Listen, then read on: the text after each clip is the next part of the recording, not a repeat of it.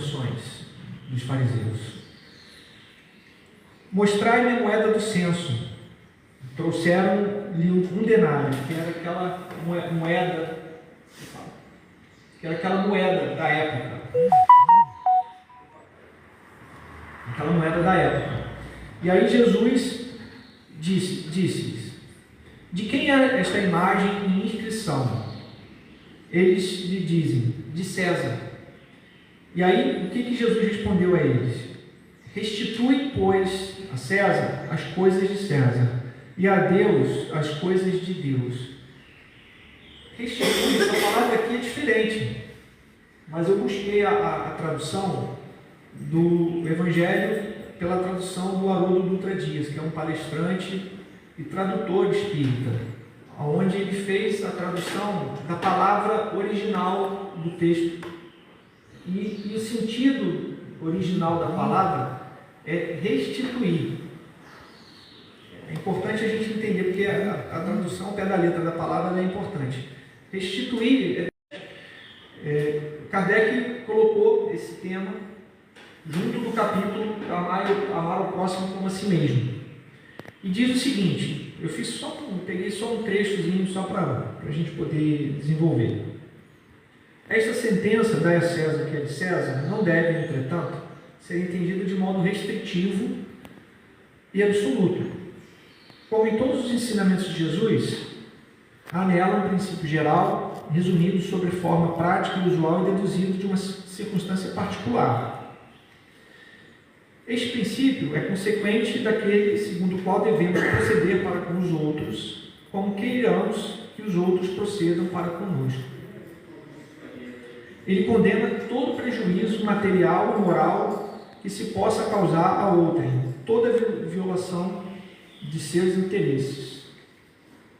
Prescreve o respeito aos direitos de cada um, como cada um deseja que se respeitem os seus. Estende-se mesmo aos deveres contraídos para com a família, a sociedade, a autoridade, tanto quanto para com os indivíduos em geral. Então, ele está falando da questão material, questão moral, tudo aquilo que traz prejuízo. Tá? E aí eu fiz um resuminho aqui, esquemático aqui, só para a gente poder pensar um pouquinho e refletir. Né? Normalmente, quando a gente fala em César, das coisas de César, a gente associa as questões do ponto de vista material, do mundo material. Quando a gente fala sobre as questões de Deus, a gente pode associar as questões morais, as questões espirituais. Okay? Então, são mundos distintos que a gente tem que trabalhar de forma distinta? Não. A gente tem coisas que são puramente materiais e espirituais, mas só que a gente tem aqui uma interseção entre essas questões. A gente vive hoje aqui num mundo material e que a gente sabe, a gente estuda que o mundo material ele se entrelaça com o mundo espiritual. Né? As relações, principalmente, né? A gente se relaciona com o mundo espiritual pelo pensamento, pelo sentimento. E o que a gente pode extrair de comum entre esses dois enfoques? A questão das leis. Então, a gente falou aqui sobre a questão dos direitos, né? Respeito aos direitos. Quando a gente fala em direito, isso remete à lei. Então, a lei é o que provoca a harmonia e o equilíbrio. Então, as leis, elas têm uma finalidade. Elas são constituídas para promover, né, o equilíbrio e a harmonia, e elas são instituídas por quem tem competência. Então, fazendo uma analogia, quem que faz as leis do plano material, do mundo material? São aqueles que têm a competência para isso. Na democracia, é quem é eleito pelo povo e que segue normalmente políticas. Então, as leis, elas servem para você ter políticas, para você poder atender os mais necessitados, para você promover equilíbrio. Por exemplo, recentemente a gente teve, né, uma lei que a taxa das blusinhas, né, que o governo adotou recentemente, né? A pessoa que compra no site da China passa a pagar uma taxa, né? Que, assim, tributo, né? Só abrir um parênteses rápido. O tributo, ele é um imposto, ele é uma taxa, uma contribuição, pela definição, tá? Então, tributo, imposto, taxa, contribuição. Então, vamos guardar esse conceito também. Então, voltando no exemplo da blusinha, o governo agora instituiu essa taxa das blusinhas. Então, muita gente falou, pô, mas que isso, agora eu vou pagar mais caro se eu quiser comprar da China. Mas essa política de taxar a blusinha que vem lá da China, ela tem uma finalidade de provocar uma harmonia, um equilíbrio. Porque o que estava acontecendo? A indústria do Brasil, que fabrica as blusas, elas estavam falindo, porque não conseguia competir, porque a pessoa que comprava da China, né, que usa mão de obra, que não tem todos os direitos, os trabalhadores lá não têm o mesmo equilíbrio que a gente tem aqui de direitos, então eles competem de uma forma desigual. Então, se você compra uma blusinha aqui no Brasil, você paga um tributo, um imposto. Então, se você paga um imposto para a indústria local, por que você não vai pagar um imposto da indústria que vem da China? Então, era necessário promover um equilíbrio, uma harmonia entre ter uma competição de igual para igual. Porque senão você destrói aqui, você destrói emprego, enfim. Então, só para fazer uma analogia. E com relação às leis morais, Deus, a gente sabe que Deus nos disponibiliza a sua misericórdia, a providência e as leis que a gente estuda na doutrina espírita, que nós vamos ver na sequência. Então, com essas leis, aí vem a parte que nos cabe, onde a gente, né, com os nossos conhecimentos, com o nosso sentimento, com o nosso pensamento, com os nossos atos, a gente age. Se a gente age de acordo com as leis, a gente atinge o progresso, a gente avança, a gente encontra a felicidade, que a doutrina espírita nos ajuda a entender tanto o progresso quanto a felicidade. Que no mundo material, Kardec pergunta aos espíritos superiores, né, qual é o entendimento comum de felicidade? Porque a gente sempre, né, na história da humanidade, sempre perguntou o que é felicidade. Para uns é uma coisa, para outros é outra. E Kardec pergunta qual é o entendimento comum de felicidade. Os espíritos superiores respondem: para a vida material é a posse do necessário. Para a vida moral é a consciência tranquila com relação às leis. Você ter consciência tranquila que você está de acordo com as leis e a fé no futuro.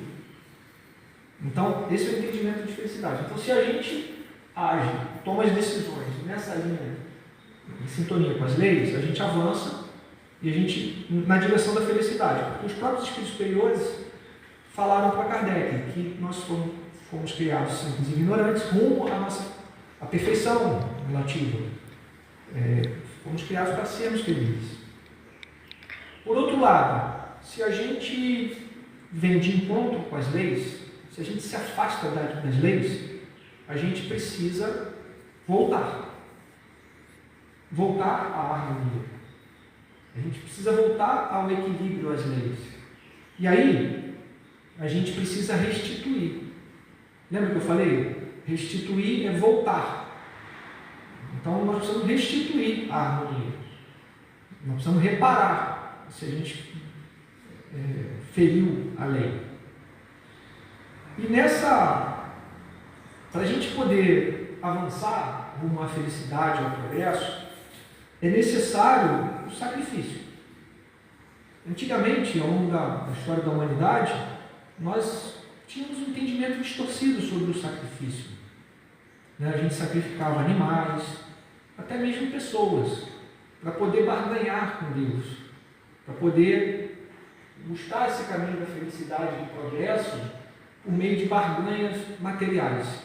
E a gente hoje entende que o caminho não é esse. O sacrifício, ele vem do latim sacrificium em latim, que significa, no entendimento da palavra, ofício sagrado. Sacrifício significa ofício sagrado, trabalho sagrado, trabalho respeitado, trabalho que vem de acordo com as leis. Então, para a gente poder voltar ao caminho da felicidade, ou até mesmo aquilo que a gente age, que a gente pensa, nós precisamos estar vinculados ao trabalho sagrado. Tá? Nós vamos desenvolver esse entendimento. Tá? Que a gente também pode entender como o próprio tributo. Pode ser entendido como um tributo também.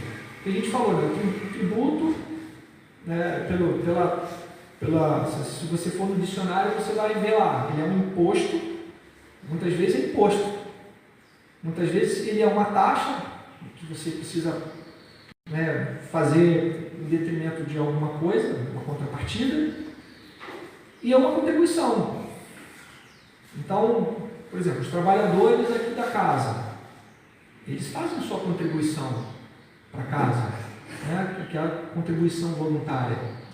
Não deixa de ser um tributo, não deixa de ser um sacrifício, um trabalho sagrado.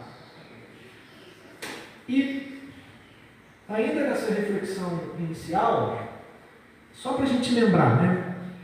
Mas como assim esse trabalho sagrado? Vamos lembrar que esse trabalho é com relação ao próximo, com relação a ajudar ao próximo. Mas quem é o próximo? Vocês lembram que Jesus tinha uma passagem onde ele falou: toda vez que fizer de um desses pequenos, é a mim que fizeres. Que você dá o agasalho, que você dá o alimento. Então Jesus, ele falou: toda vez que você fizer a um necessitado, você está fazendo a mim mesmo. E Jesus, a doutrina espírita nos ajuda a entender que ele é o máximo que a gente consegue perceber de Deus. Então, o máximo que a gente consegue enxergar de Deus, a gente vê por meio dos ensinamentos e dos exemplos de Jesus. Então, se Jesus fala que toda vez que a gente fizer algo a um irmão, a um próximo, está fazendo a ele, e ele está em sintonia, ele mesmo falou que ele e o Pai...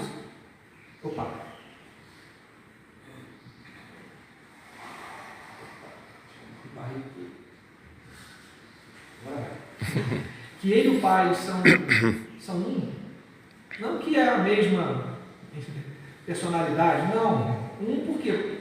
Porque ele pensa conforme o Pai, da mesma forma que Paulo de Tarso falou, não sou mais eu quem vive, mas Jesus que vive, o Cristo que vive em mim. Por quê? Porque ele já estava em tanta sintonia com Jesus, em pensamento, com as leis, que ele vivia os ensinamentos de Jesus. E essa é a nossa inspiração. Então, essas são algumas reflexões. E aí, a doutrina espírita, ela nos ajuda a entender essas leis de Deus, as leis naturais. Ela, lá no Livro dos Espíritos, na parte terceira, Kardec e os espíritos superiores exploram cada uma dessas leis. Que a lei de Deus é uma lei natural, ela é uma só. E essas divisões, elas são divisões didáticas, para nos ajudar a entender melhor. São ângulos, pontos de vista da mesma lei. Óbvio que a gente não vai passar aqui por cada uma delas, porque cada uma delas vai ser objeto de algumas palestras. Mas o destaque é a lei de justiça, amor e caridade, que é a lei que perpassa por todos esses enfoques. É a lei maior de justiça, amor e caridade. À medida que as leis humanas avançam na direção da lei de justiça, amor e caridade, elas se aperfeiçoam. E a gente vê que ao longo dos séculos, dos milênios, as leis têm avançado na direção né, de você promover a justiça, o amor e a caridade. Então vale a pena, né, estudar cada uma delas para a gente poder avançar. Seguindo aqui, a gente também vai abordar aqui um outro episódio em que os fariseus buscavam também testar Jesus, colocar Jesus numa situação constrangedora. E nessa situação, os fariseus perguntaram a Jesus: Senhor, o que devo fazer para poder herdar a vida eterna? E aí Jesus, percebendo a maldade, a intenção dos fariseus em testá-lo, pergunta: o que está escrito na lei? Como leis? Jesus perguntando para os fariseus: amarás o Senhor teu Deus de todo o teu coração, de toda a tua alma, com toda a tua força e com todo o teu entendimento, e o teu próximo como a ti mesmo. E aí Jesus fala: faze tudo do mesmo modo e viverás. Faze isto e viverás. Trazendo uma resposta para os fariseus. E aí, viverás. E aí, a gente trouxe aqui um texto que ajuda a gente a entender esse viverás. Porque a gente sempre tem dificuldade, né, de falar: mas peraí, a vida eterna? Como assim a vida eterna? E aí, tem uma passagem aqui lá em João que diz assim: todo que vê e crê em mim jamais morrerá, por todo sempre. Crês nisso? Muitos de nós, inclusive espíritas, ainda dá uma titubeada: como assim jamais morrerá? Porque a gente precisa, que nem Richard Simonetti nos orientou uma vez em uma certa palestra, da necessidade da gente pensar como espíritos imortais que somos. Muitas vezes nós temos a tendência de pensar só no mundo de César, pensar na vida material, na nossa existência aqui do berço ao túmulo. Então, essa pergunta é uma pergunta que a gente sempre tem que fazer: será que a gente crê nisso mesmo, que a gente jamais morrerá? E aí, Emmanuel traz um texto lá no livro Palavras de Vida Eterna, muito interessante. Eu tirei apenas alguns trechos, né? Onde ele diz o seguinte: viver é diferente de existir. Porque muitas pessoas existem. Quantas pessoas vocês conhecem que acordam, se alimentam, vêem televisão, internet, né? Fazem as necessidades básicas e vivem, e existe. E Emmanuel diz: o berço confere existência, mas a vida é obra nossa. A vida é nossa. O que a gente faz? A vida é a nossa obra. Qual é a nossa obra? O que a gente faz? Qual é o sacrifício? Qual é o trabalho santo que a gente faz? Né?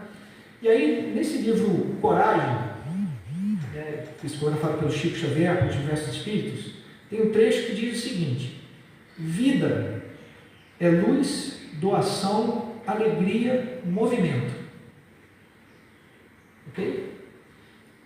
Então, assim, se você tem luz, doação, alegria e movimento, você vive. Independente do plano que você está. Se você está no plano de vida material ou espiritual. Um exemplo: existem trabalhadores do plano espiritual que estão aqui agora e que estão trabalhando, que promoveram esse ambiente, que promoveram segurança para que entidades perturbadoras não possam entrar aqui e atrapalhar esse momento. Então, entidades de luz que promovem a luz. Então, eles vivem. Morte é sombra, egoísmo, desalento e inércia. E aí eu lembrei de uma certa vez que eu estava vendo o noticiário e quando houve a desencarnação do Erasmo Carlos, não sei se vocês lembram, Erasmo Carlos.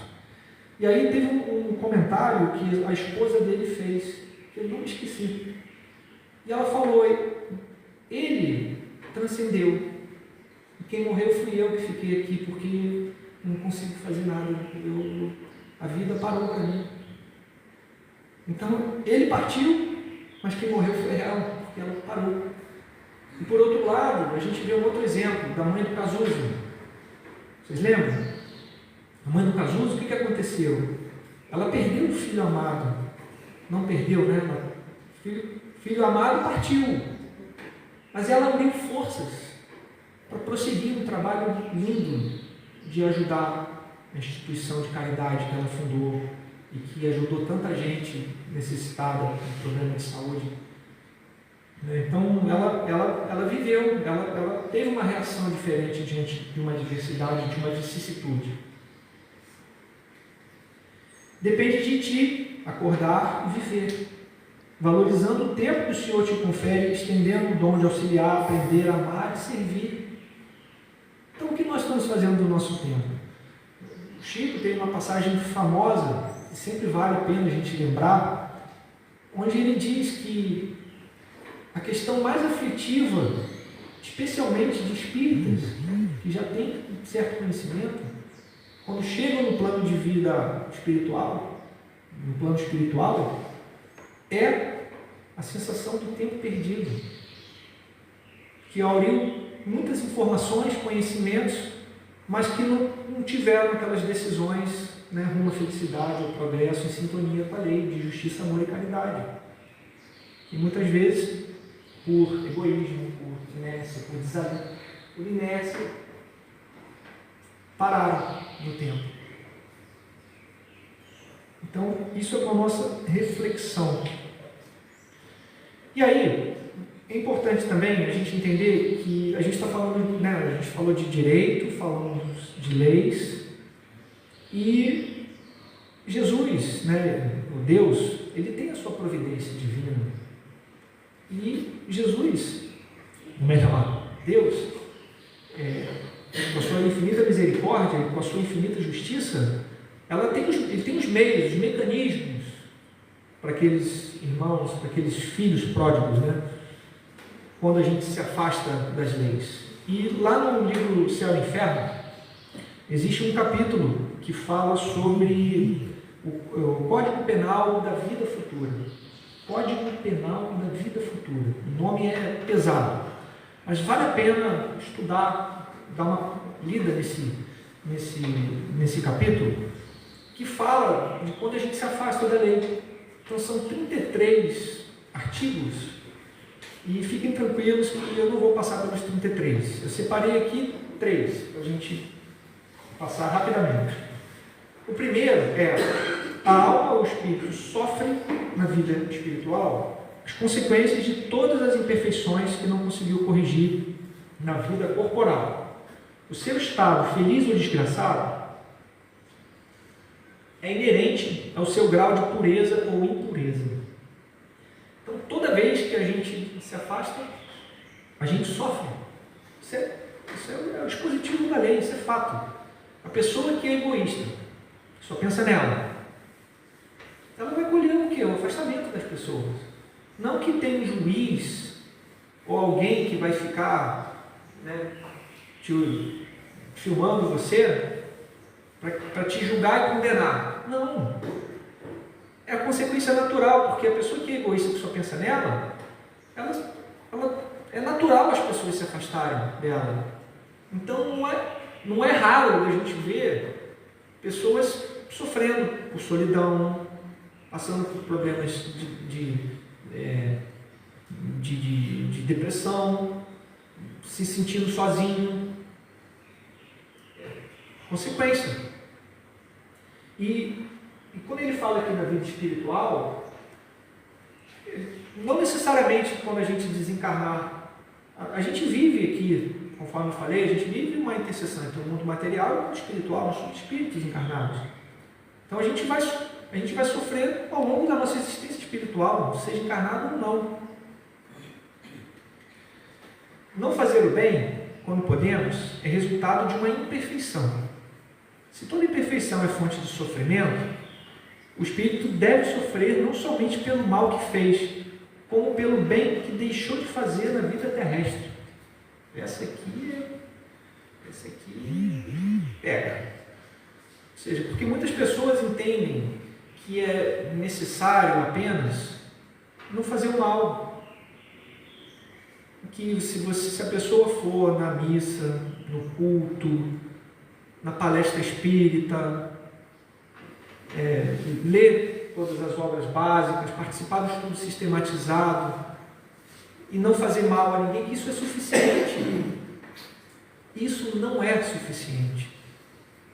É necessário o sacrifício, que é o ofício sagrado, que é o trabalho sagrado, que é a lei da justiça, amor e caridade.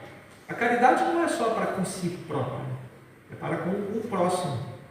Então, um exemplo simples, só para deixar um pouquinho mais claro. Imagina que uma pessoa está passando por uma dificuldade e cogita cometer o suicídio. E a gente sabe que a providência, os espíritos que amam essa pessoa, elas vão induzir, às vezes, essa pessoa a passar pelo seu caminho, eventualmente, pelo caminho de uma outra pessoa. Vamos falar assim de vocês, né? Porque ele fala, vai lá, passa pelo aquele local, porque lá vai ter uma pessoa que pode te ajudar a trazer uma palavra de esperança, de consolo, de esclarecimento. Mas imagina, se a pessoa te procura e você fala, não tenho tempo, eu tenho que fazer isso, eu tenho que... Né? E você, aquela oportunidade passa por você. Porque é por causa da correria do dia a dia, que você tem muitas coisas a fazer. E depois aquela pessoa comete o suicídio. Vocês conseguem imaginar como é que fica a consciência dessa pessoa que teve a oportunidade de ajudar e não ajudou? Ela sofre. Falou, a pessoa teve aqui, eu tinha tudo para ajudar, mas a correria eu não consegui, não ajudei. Esse é um tipo de sofrimento. Então, quando a gente tiver uma oportunidade, é importante que a gente entenda que a espiritualidade muitas vezes conta conosco. Conta conosco. Com essa nossa contribuição na obra, né? Com o nosso sacrifício, com o nosso trabalho sagrado. E aí, no item 16, diz o seguinte: o arrependimento, enquanto seja o primeiro passo para a regeneração, não basta por si só, são precisas a expiação e a reparação. Então, toda vez que a pessoa se afasta da lei, ela precisa entrar nesse ciclo, né, de ter a humildade, né, bem-aventurados os que choram, que serão consolados, aqueles que têm uma postura de humildade, né, bem-aventurados, ele vem da palavra chamada no aramaico, ashrei. Ashrei significa, na tradução também da palavra, avançar, marchar. Ou seja, marcha, avança na direção do progresso aqueles que têm humildade. Então, quem tem humildade avança. Quando você tem uma postura de humildade, você normalmente está ali próximo do arrependimento. Quando a pessoa se arrepende, ela muda a vibração. Nas reuniões mediúnicas que a gente tem a oportunidade de presenciar algumas situações, né, de irmãos que estão envolvidos, focados no mal, e que quando demonstra aquele primeiro sinal de arrependimento, como é que a vibração muda. Muitas vezes é quando um ente querido se aproxima para poder ajudar esse irmão que está desvirtuado do caminho. Então, esses são os 3 itens do Código Penal da Vida Futura. E aí, a gente vai lembrar um pouquinho também dessa passagem aqui que eu particularmente é uma das que eu mais admiro, né? Que é a situação lá da mulher que foi flagrada em adultério, né? Que feriu a lei, né? Que a lei na época, a lei de Moisés, prescrevia a mulher que for flagrada em adultério a morte por lapidação, pelo apedrejamento. E aí nesse livro aqui, Pelos Caminhos de Jesus, de Amélia Rodrigues, psicografia do Divaldo Franco, um livro, a doutrina espírita nos fornece algumas pérolas, que são alguns trechos da passagem de Jesus, onde esses espíritos, como Amélia Rodrigues, tiveram acesso aos vídeos, os livros, ou as informações de certas passagens e trazem detalhes para que a gente possa ampliar o nosso entendimento. Então são fontes muito boas, vale a pena a gente ler. E nessa passagem, que todo mundo, eu acredito que conhece, né, que é Jesus, quando as pessoas estavam lá para o mestre, essa foi uma outra situação em que os fariseus também queriam testar Jesus. E a nossa vida no dia a dia, assim, a gente vive testes também, né? A gente vive num mundo de provas e expiações. A gente sempre é testado. E nessa situação, os fariseus falaram: Jesus, mestre, a lei manda lapidar. E aí? E aí Jesus, com aquela resposta, falou: aquele que estiver livre de pecado, que atire a primeira pedra. E as pessoas se retiraram, começando pelos mais idosos. Eu não vou explorar aqui essa passagem, mas eu vou explorar aqui na sequência. Por quê? Nesse livro, ele narra, depois que todos dispersaram, vocês imaginam a situação daquela mulher? Ela caiu e ela estava numa situação de desorientação total. E aí ela soube, o livro narra, que o mestre ainda se encontrava naquela noite, naquela localidade. E ela foi em direção ao mestre, porque ela estava totalmente desamparada. E ao encontrar com o mestre, ela se prostra de joelho, em prantos, e pediu: mestre, peço-lhe um roteiro, uma lâmpada acesa de esperança para prosseguir. E o texto narra, eu só peguei um resumo. E o que o mestre respondeu a ela? O arrependimento, a paciência e a confiança em Deus serão as providências iniciais que te facultarão a cura e a renovação. Então eu estou falando aqui do arrependimento, que nós falamos, paciência, confiança, humildade, né? Arma-te de humildade e confiança no amanhã. Porque a gente falou, né, no Código Penal da Vida Futura, naquele dispositivo, né? Arrependimento, expiação e reparação. Então, diante de uma situação de expiação, que é o retorno, né, que é a restituição ao desvio que a gente teve à lei, a gente precisa, essas questões são fundamentais. A paciência, quantas pessoas se revoltam? O Carlão estava falando, né, de uma pessoa que estava passando por um tratamento de saúde importante e que se revoltava diante daquela adversidade. Então, dificultando, né? Às vezes a própria postura mental, e hoje a ciência já consegue mostrar que as pessoas que mantêm um pensamento positivo, que mantêm a prece, que possuem respostas melhores do que aquelas pessoas que não têm, né, fé, que não têm pensamento positivo, que não usam da oração. A ciência já tem comprovado isso. Então, a paciência, a gente ainda vai ter oportunidade de fazer uma palestra aqui, especificamente sobre paciência, que é a ciência da paz, ciência, né? Quantas pessoas que se agravam, que se afastam da lei por falta de paciência. Assim, busca a oportunidade de reparação. E nesse livro narra também que essa mulher, a partir desse episódio, ela se juntou com outras pessoas, tipo lembra, tem a Casa do Caminho, onde os apóstolos se reuniam para cuidar das pessoas necessitadas. Ela começou a participar de uma casa tipo a Casa do Caminho, onde atendiam necessitados. E depois de uns 10 anos depois, o próprio ex-marido dela, que ela havia traído, chegou lá como um dos necessitados, que ela teve a oportunidade de auxiliá-lo.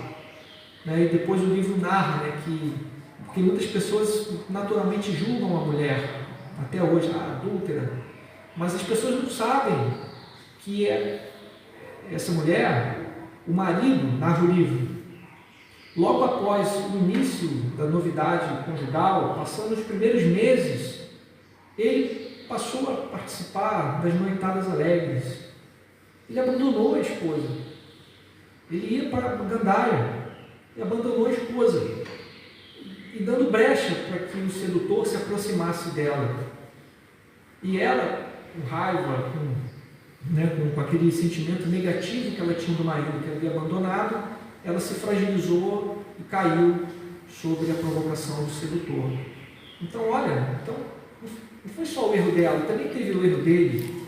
E ele, quando sentiu a culpa, ele caiu também, e ela teve a oportunidade de ajudá-lo, efetivamente fazendo a reparação, se reharmonizando com a lei. E aí, tem uma passagem também, esse aqui é um outro livro também importantíssimo, quem não leu vale a pena ler, que é o livro Boa Nova, onde Humberto de Campos também teve acesso a essas passagens de Jesus e nos traz informações complementares.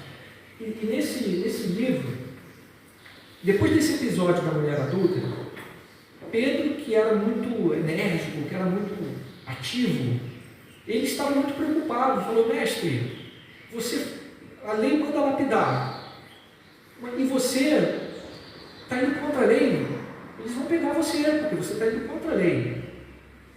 E aí Jesus esclarece Pedro: mas ouve, Pedro, a lei antiga manda apedrejar a mulher.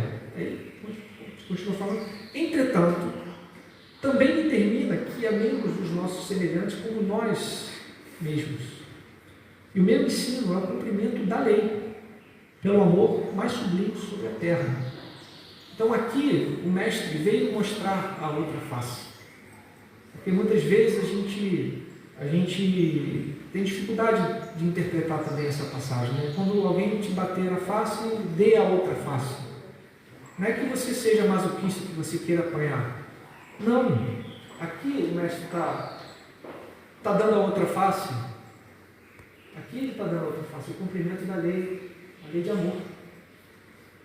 A lei de amor. Quantas situações que a gente vê, né, na mídia, na política, nas coisas de César, e que a gente precisa começar a pensar olhando a outra face, né?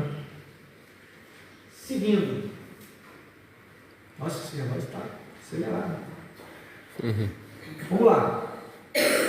Falando um pouquinho sobre o progresso. Pergunta Kardec aos espíritos superiores: qual é o objetivo da encarnação dos espíritos? O que a gente está fazendo aqui, né? Deus lhes impõe a encarnação a fim de fazê-los chegar à perfeição. Para uns, expiação, para outros, lição. A gente passa hoje por um momento de prova na Terra, um mundo de provas e expiações. Onde? Mas para alcançarmos a nossa perfeição, tem que sofrer todas as vicissitudes da existência corporal. Nisso que está a expiação.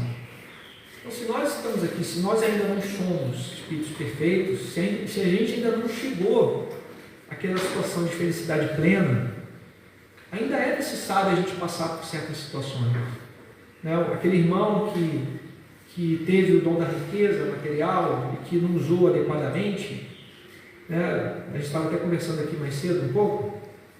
Então imagina a consciência dele pesada do que ele usou de forma inadequada. Então é natural ele querer aprender a lição, e muitas vezes ele mesmo pede para que venha na escassez, para que ele possa aprender a valorizar. Então isso faz parte do processo de evolução de cada um, né? Visa ainda outro fim, a reencarnação, pôr o espírito em condições de suportar a parte que lhe toca na obra da criação. Então Deus conta com a gente também, para que a gente faça a nossa parte.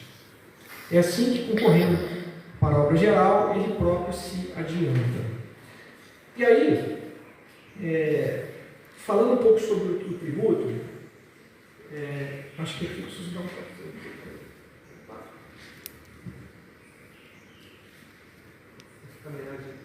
Agora sim. Aí, preparando, né, a palestra, a gente falou, né, o tributo, só relembrando, a gente falou que a gente tem as leis, que tem como essência a harmonia, o equilíbrio, e que muitas vezes a gente, no nosso livre-arbítrio, a gente toma decisão, muitas vezes a gente toma decisão que se afasta da lei, que a gente precisa retornar. A gente precisa fazer um sacrifício, que é esse trabalho sagrado, que a gente precisa restituir, voltar. Né? A gente precisa fazer o nosso tributo. E aí a gente viu aquele caso recente de um senhor que lá no cinema, não sei se vocês viram na mídia recentemente, e que numa discussão com um atendente lá do cinema, ele ficou irritado, não sei o que, agrediu a mulher e cuspiu na mulher. Mas só que a câmera filmou. E aquilo ali teve uma repercussão enorme. Analisando agora pelo que a gente está falando aqui, esse homem, ele teve uma atitude que ele se afastou da lei de amor. Ele se afastou. Então, se ele se afastou, ele precisa voltar. Ele precisa restituir, né? Dai, quem chegou depois, né? A gente falou ali, dai a César. A palavra original é restituir, devolver, voltar ao caminho. Então, esse homem, ele tem que voltar ao caminho, mas cedo ou tarde. E aí, certo dia eu estava preparando um café em casa, e aí eu vi uma entrevista. Eu comecei a ouvir o que esse homem está falando. E eu vi o depoimento dele. Olha a expressão dele. Ele falando palavras, olha, eu fui uma pessoa, eu fui muito infeliz, eu não sou essa pessoa, eu estou me sentindo mal, eu aprendi com isso. A declaração dele, eu estava preparando e parei. Eu fiquei emocionado com a declaração que ele deu. Voltando, fazendo o tributo dele, fazendo o sacrifício, que é o trabalho sagrado. Então, reconcilia com o teu adversário, enquanto estás a caminho com ele. Esse homem teve uma atitude, apesar de ter feito o que ele fez, ele teve uma atitude feliz, ele conseguiu reconciliar enquanto estava a caminho. E o tributo ele liberta. Então esse homem, ele se libertou desse desvio que ele teve ainda em tempo. E ele aprendeu que certamente ele nunca mais vai cuspir em ninguém. Porque ele aprendeu, ele está liberto dessa imperfeição que ele teve. Então esse é um exemplo que a gente pode ter. Caminhando aqui para o nosso final, eu vou pedir um pouquinho de paciência, tem alguns textos aqui, eu vou ler rapidinho e a gente não vai se estender muito não. Entretanto, a César de César, no livro Semeador de Novos Tempos, Emmanuel com Chico Xavier. Eu peguei alguns trechos. Né? Entretanto, bastar-nos a singela reflexão para reconhecer que César é a legenda que encerra vastos deveres do nosso espírito, quando encarnado junto à terra, que nos localiza o berço. César exprime a direção que nos garante a tranquilidade, a justiça, nos angaria respeito, a organização do trabalho, que nos assegura a bênção do pão, a ordem que nos mantém domésticos, e, sobretudo, a lei que nos guarda todos, os variados climas do mundo, dentro da dignidade recíproca, na qual o cumprimento fiel do nosso dever nos confere direito à verdadeira ascensão. Então, muitas vezes a gente paga um tributo aqui do plano de vista material, e a gente fala, mas eu pago o tributo e eu não vejo o resultado, é um absurdo, a gente reclama. Mas assim, você vê, se você passar mal aqui na rua, né, normalmente quem vem atender? É o SAMU. Tá, quem paga, quem compra a ambulância? Quem paga o salário do médico? Quem paga o medicamento que está lá no SAMU? Quem que paga o aparelho caríssimo de ressonância magnética, de tomografia que está lá no hospital público? A equipe que está lá. É o nosso tributo, entendeu? Que a gente muitas vezes não vê.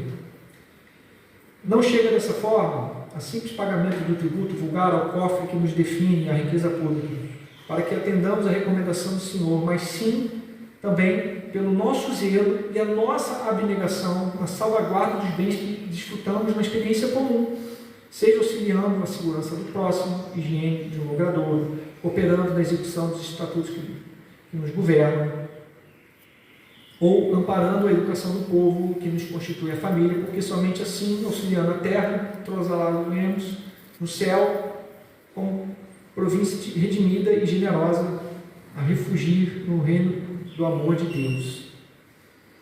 Então,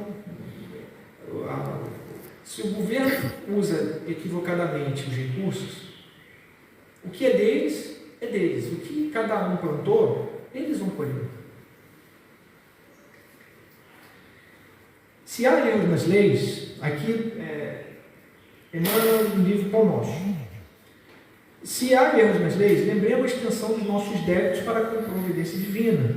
Colaboremos com a governança humana, oferecendo o nosso concurso em trabalho e boa vontade, consciente de que a desatenção, a revolta, não nos resolve os problemas. As pessoas muitas vezes procuram motivos para não pagar o imposto, para cometer. Então, um erro não justifica o outro. Então, aqui ele fala da importância da gente fazer a nossa parte, da gente ter a consciência tranquila na parte que nos cabe. Preferível é que o discípulo se sacrifique e sofra a demorar-se em atraso ante as leis respeitáveis que regem transitoriamente no plano físico, seja por indisciplina diante dos princípios estabelecidos ou por doentio entusiasmo e tente avançar demasiadamente na sua época. Então, assim, se a gente desviar, procurar motivo para desviar das leis, a gente está se atrasando. Há decretos iníquos, recorda-se que já cooperaste com aqueles que já te governaram na paisagem material. Muitas vezes a gente costuma reclamar dos governantes, mas quantos de nós votamos, de fato, em governantes equivocados? Então, a gente estava até conversando aqui um pouquinho no início, que Kardec, ele falava que a gente deveria evitar a tribuna espírita, questões irritantes ou polêmicas de política, mas da importância do espírita participar da melhor forma possível das questões políticas para melhorar a governança, não usar o movimento e a tribuna em prol para defender questões políticas, pensamentos. Mas isso não isenta a pessoa de participar, de atuar na sua vida pessoal. Vive em harmonia com os teus superiores e não te esqueças de que a melhor posição é do equilíbrio. Se pretende viver retamente, não deis a César o vinagre da crítica acerba. Muitas vezes a reclamação ela nos traz consequências que dificultam a nossa trajetória. Ajuda com o teu trabalho edificante, no sadio desejo de acertar, convicto de que ele e nós somos filhos do mesmo Deus. E aí, esse aqui é o último texto, um texto muito interessante. Eu tentei tirar alguns pedaços, eu falei, não, aqui são muito oportunos, de Caidar Schutel, do livro Ceareiros de Volta.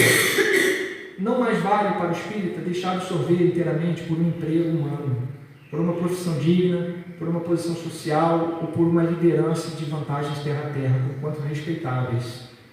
Acima de quaisquer circunstâncias transitórias entre os homens, prevalece para ele a inadiável necessidade de melhorar-se, atento à vida real que o espera no futuro.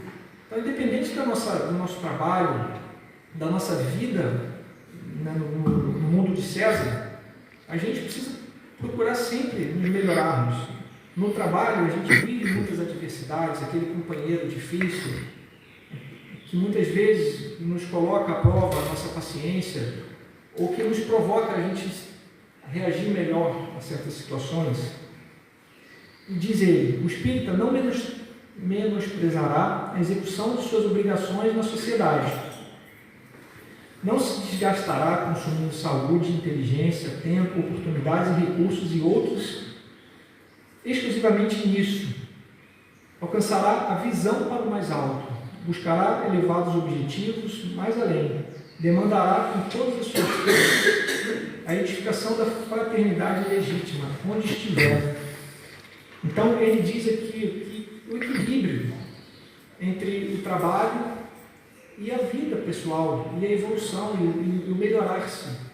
Quantas pessoas que trabalham excessivamente, que se desgastam, e que até mesmo antecipam a sua desencarnação por excesso das coisas no mundo de César.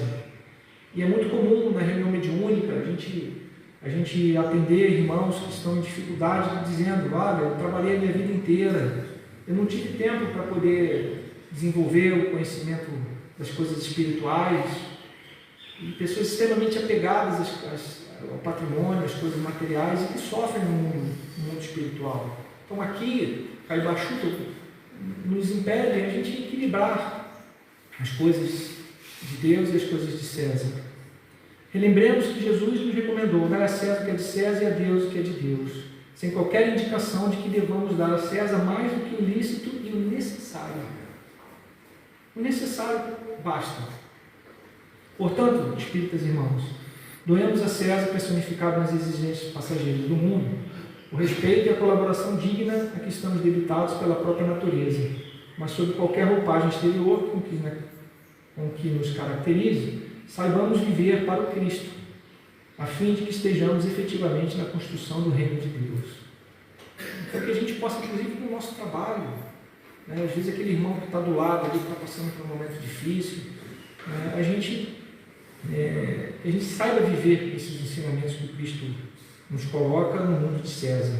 E aí, para finalizar, a crença no Espiritismo ajuda o homem a se melhorar, firmando-lhe as ideias sobre certos pontos do futuro, apressa o adiantamento dos indivíduos e das massas, porque faculta nos entendemos do que seremos um dia. O Espiritismo, o Evangelho de Jesus, é um ponto de apoio, uma luz, um guia. O Espiritismo nos ensina o homem a suportar as provas com paciência e resignação, afasta dos atos que possam retardar-lhe a felicidade, mas que ninguém diz que sem ele não possa ser conseguido. Então, queridos irmãos, esses são os desafios, são as reflexões que a gente trouxe aí para a manhã de hoje, né, que a gente possa, assim como, né, o cego de Jericó, que a gente possa buscar ter os olhos de ver. Né? Esse senhor, esse cego de Jericó, ao saber que Jesus estava próximo, ele começou a gritar: mestre, me ajuda, me ajuda. E as pessoas: não, calma, para de gritar. E mestre, me ajuda. E aí Jesus percebeu a vontade, aquele chamamento. E aí ele pergunta para esse cego: o que queres que eu te faça? E ele falou: que eu veja. Então esse é o desafio, que a gente possa ver, enxergar no mundo de César, nessas dificuldades que a gente tem no dia a dia, a gente enxergar as coisas de Deus, a lei e a parte que nos compete na obra, e que a gente possa prosseguir nesse caminho de progresso rumo à felicidade plena. Então são essas as reflexões. Peço um pouquinho de desculpa pelo horário, mas que a gente possa refletir um pouco sobre esses ensinamentos tão importantes para o nosso dia a dia. Muito obrigado.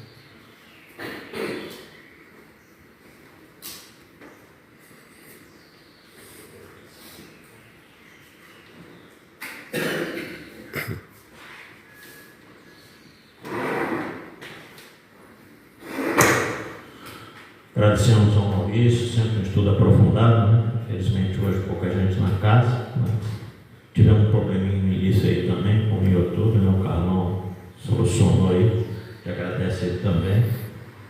Na quarta-feira que vem agora, a palestra do Marco Antônio contém um encontro mais aguardado, né? Que a gente possa comparecer aí, chamar as outras pessoas também que hoje por algum motivo não vieram.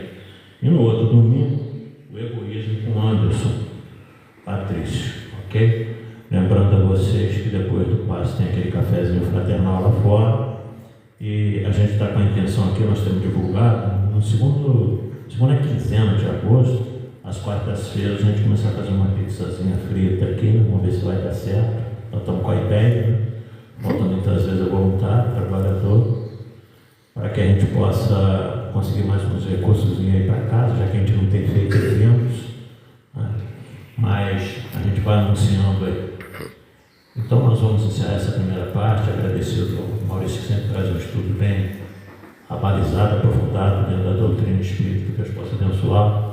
Leva o nosso abraço lá para o pessoal de Resende. E aqui estiver a necessidade de passar a guarda do salão, a gente pede que depois da prece, 5, 6 passistas em condições se dirijam agora. Nós temos poucas pessoas hoje no salão.